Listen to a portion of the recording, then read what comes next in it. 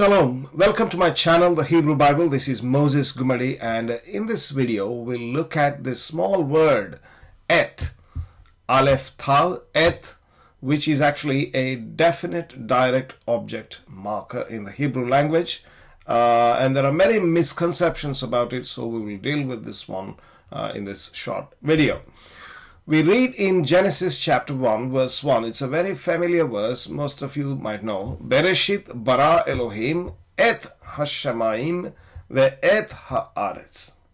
So if you see the translation, in the beginning, which is Bereshit or in beginning, Bereshit bara, created, Elohim, God created. The heavens are hashamayim and the earth is ve haaretz. Ve haaretz would be and the earth. And so why is this word et present here?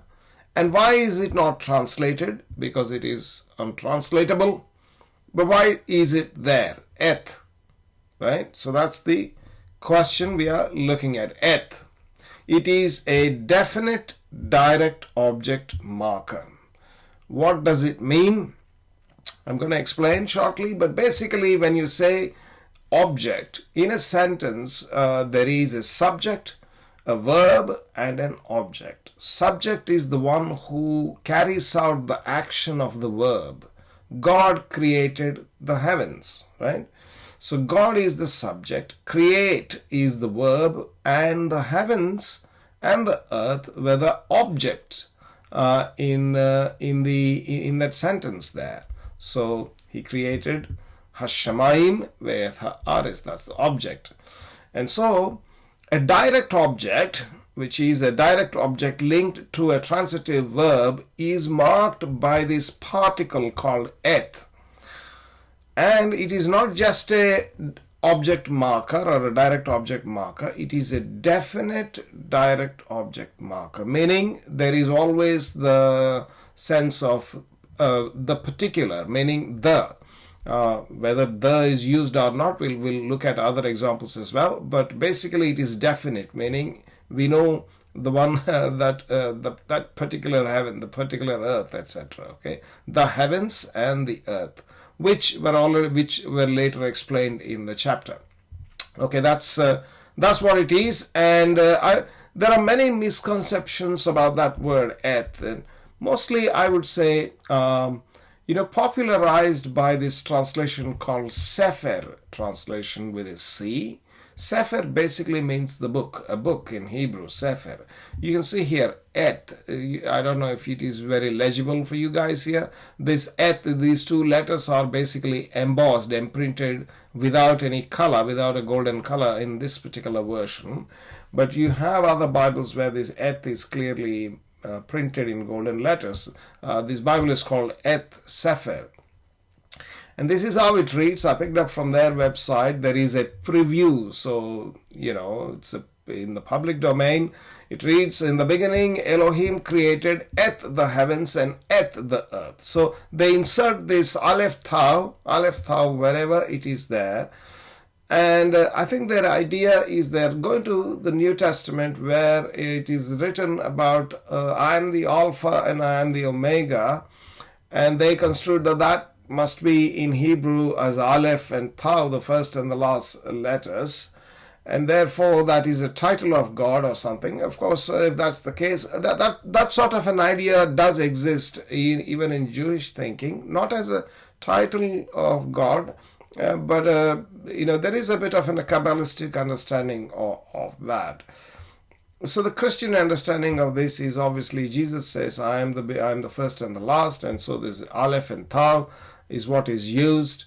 The problem is that this Aleph and Tav is used in front of all kinds of words. It's not just on the heavens and the earth. It's used for verbs which are bad. It is used in front of people who are bad. So how are we going to explain that? Let us look at this one. Are these guys really consistent with the use of the word eth? I don't think so, because we read in Genesis chapter 1 verse 27, when God created man, he says, Vayivra Elohim et ha'adam betzalmo.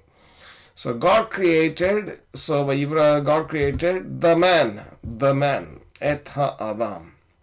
So what does the translation read? In the same preview, we read in verse 27, so Elohim created man in his own image. So where is the eth gone? They removed it, or maybe they forgot, or God knows, right? So eth is not there. This word eth occurs about 11,022 times in total in the Hebrew Bible, and if you exclude the Aramaic occurrences, it occurs 10,979 times. And I've got all the statistics, of that. It occurs without a pronominal suffix 9,200 times, and with a pronominal suffix 1,700 times. With a makef 8,200 times, without a makef 2,700 times. We could drill into the clear statistics of the grammatical usages of this word and tell exactly what that is. And yet we have the case here that this eth is missing. Why have they missed the eth here if they wanted to be consistent? Because in the other chapters. So there's another example I want to show you, very interesting one. Eth occurs, whenever eth occurs, don't think that eth is always the definite direct object marker. So for short, let's call it object marker. But remember, it is a definite direct object marker. Okay.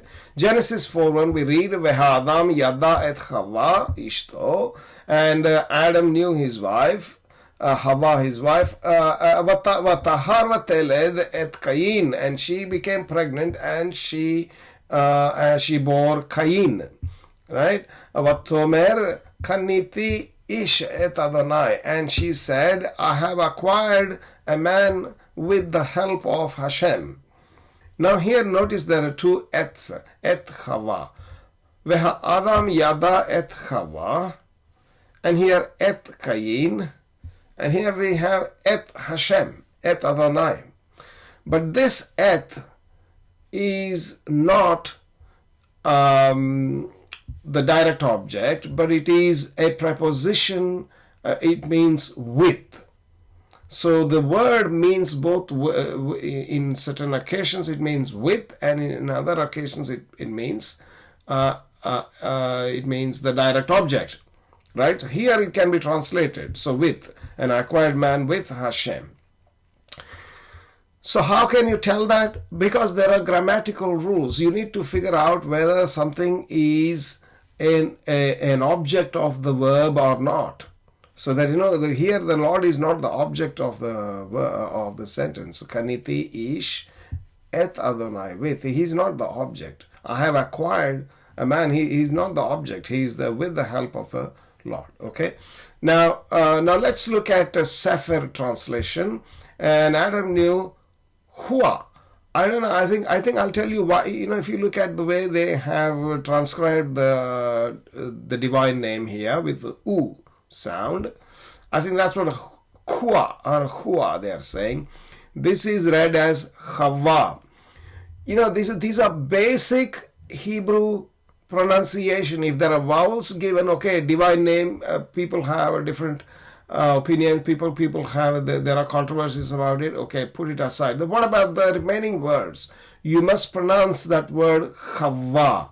This is not a shuruk. This is a vav with a dot, can be shuruk if there is no vowel under the vav. So it should never be pronounced as kuah. It's Chava, Chava. In fact, this is actually a dagesh, not a shuruk, and so you have to geminate or double, make it double, Chava. That's the pronunciation of that word. And so, really, Hebrew needs to be learned properly in a scientific way using grammar textbooks. If you learn Hebrew from dodgy sources, this is what we get. And where is the eth?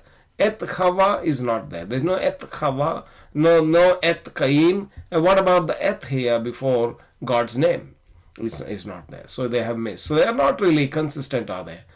So that's the problem. Say, hey, if you really want to learn Hebrew correctly, right? Instead of learning from dodgy sources who didn't indeed publish all these books. They've got the funds to publish the books and teach nonsense. It's absolute nonsense what they're putting there. Eth the Aretz, Eth the heavens, etc. This is totally a joke, this Eth Cepher Bible. What you need to do is to learn Hebrew alphabet.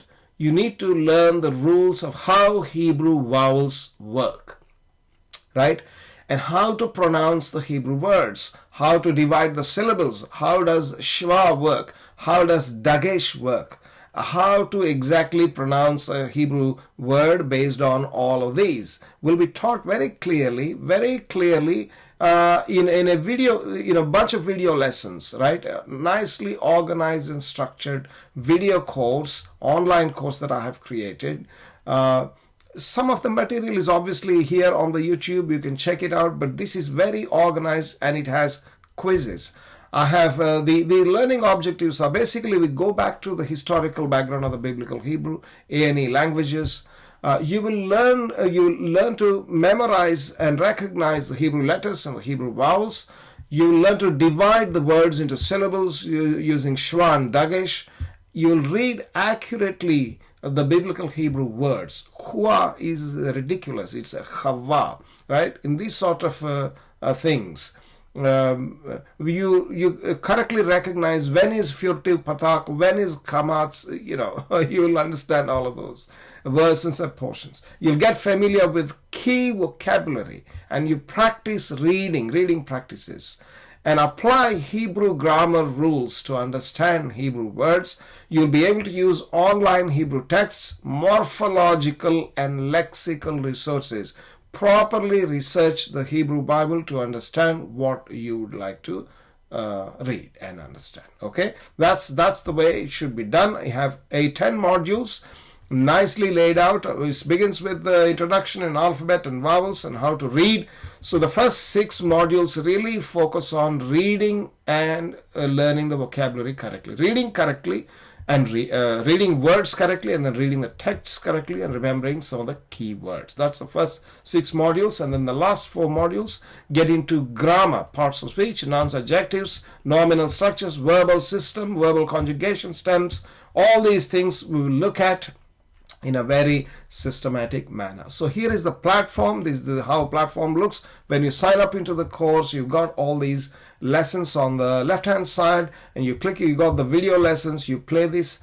And not only so, you've got a quizzes as well. So if there is a quiz in the module 2, for example, the quiz appears on the screen. You can take the quiz, answer the questions. We've got 10 modules, 52 video lessons, right? 11 plus hours of video content, 10 quizzes. Each one you can take retakes as max as 100 retakes. Okay, they'll test alphabet and vowels and reading of words, and test you on shva, dagesh, and test you on vocabulary, test you on verbs, test you on nouns, all of those things. A lot of handouts that you can print out, 30-page handout. You get a full year's access online to this course. You can enroll here by clicking the link below in the description, or you can say bit.ly/LBBH, learn basic biblical Hebrew, LBBH, bit.ly/LBBH. You type this on your browser, you'll get into this page and click to enroll, or you can look at the link below the description. Okay, thank you. And getting back to our lesson, Eth is a definite direct object marker. So it is used in these cases. It marks a definite direct objects. We talked about what is an object, right? So the direct objects that link to the verbs. And it is definite, meaning it has an article, or if it doesn't have an article, it must be what has definite objects, right? Nouns with articles or proper nouns. Also, so the nouns with articles are proper nouns. So those are the definite objects in the sentence. Indefinite objects are not marked with eth. So there will be objects in the sentence which are not which are indefinite. They are not marked with eth. Pronouns require eth with a suffix. For example, oti, I'm going to show you shortly. And sometimes where eth is required, poetry may omit it. Okay, so it is not found in some places. And there is no equivalent English translation. So that's the overview of this word eth. So another thing I want to show you is Eth Hashemayim here, right? Eth is a tsere, Eth Hashemayim. Okay, now notice this phrase, Eth Hashemayim. What is the difference between this and that? Here I put a mark on the top. Is a long vowel, Eth Hashemayim. This is Eth Hashemayim. This is Eth Hashemayim. There is no makkef. This is called a makkef. Whenever there is a makkef, this long vowel becomes short because you read it very quickly, Eth Hashemayim. That's why it becomes. So this is a general rule. So if you see eth with a segol instead of a tsere, don't worry, both refer to the same. However, this eth can be a preposition in certain cases, so you need to know what are we encountering. So how do I know which is preposition, which is a direct object? You have to use morphological resources online. They are there in the Blue Letter Bible. In my course, I teach you how to do that as well. So here we have on the left hand side eth, which is a direct object with the suffix. Remember, we said pronouns must be marked with a suffix earlier. So there is a suffix. So if it is eth as a direct object, then you say oti is me, otcha is thee, otach is thee in the feminine. So first person common singular, first person masculine singular, second person feminine singular, third person masculine singular, etc. You have the person gender number. Okay, oti, otcha, otach, oto, otah, otano, ethchem, all these words are necessary to understand Hebrew as we read the sentences. Same word eth, if it has the meaning of a preposition with, then the first person common singular is not oti, it is itti. Itti means with me, ittecha, ittach, itto, ittah, ittanu, etc. You see the difference? So you can clearly tell that this is a preposition and not the direct object. All these things will be taught in the course. So that brings us to the end of this video. Thank you for watching. Please do like the video and subscribe to my channel. Click the bell icon. Also, please do comment below, and I will see you with another video as soon as I can. Thank you very much.